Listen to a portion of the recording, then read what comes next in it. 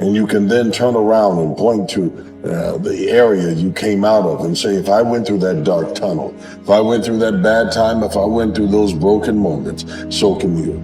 What you find is that when you lose things, when you've lost something, that if you can hold on to your mindset, the same hunger you had to get out, if you can maintain that same grind, that same passion when you come out of it, you'll find that you can fill your life with skills and will and power that can last you generations.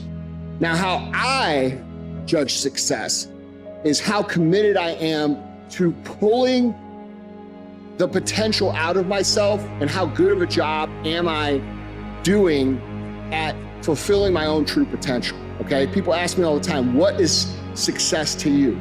Success to me is the commitment to the pursuit of your own true potential. It's self-actualization. I don't know who needed to hear this, but whatever you've lost in life has already been found. You found that you didn't need material things to survive. You didn't need someone else's approval or validation for you to thrive. Everything that you have lost created an opening in you to fill it with purposeful stuff. Find out what you're really made of, to find out what you really can do if you don't have the crutches or someone else to give you anything. If you have to get up and go earn it yourself, if you have to battle and scratch and crawl and climb your way up the ladder instead of being handed the ladder, you found that everything you can lose in life can always be found. Some of us, we so loyal to other people that we ain't loyal to ourselves. You loyal to the promises you made to other people, but you can't be loyal to the promises that you made to yourself. Because you gotta take care of you first. And that's not selfish. That's becoming self-aware. But some of us, what we have done, we have ignored the loyalty to ourselves.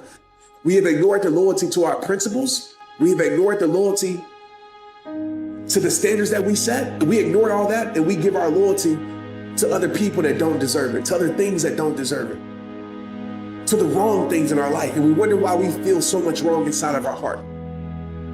We all have weaknesses. We all have shortfalls. No one was born perfect, but we can still overcome.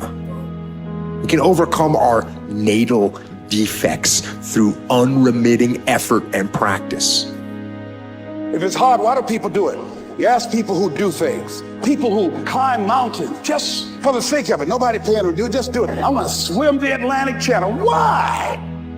People who go after that stuff, what makes it worth it? It's gotta be your passion. You gotta love it, it's gotta be what you are supposed to do. You wanna sing, and even though they won't invite you to Carnegie Hall, you're gonna sing to anybody that listens to you, including singing to yourself. You gotta write, even if no one published your book, write, because that was given to you to do. You do what it is you're supposed to. You're supposed to build something, you're supposed to create something. I don't know how to do it, learn. Do whatever is required. It's you, it's on you, you gotta make that happen. Nobody's gonna bring it to you on a silver platter and say, here's your dream manifested. No, it's hard, yes, it's hard. It's difficult, yes, right, and it's worth it. You see, the good news is that we can always become more by working to develop ourselves. So the first process of making this your decade, you've got to begin to take a look at your life and look at where are you right now? What are your strengths?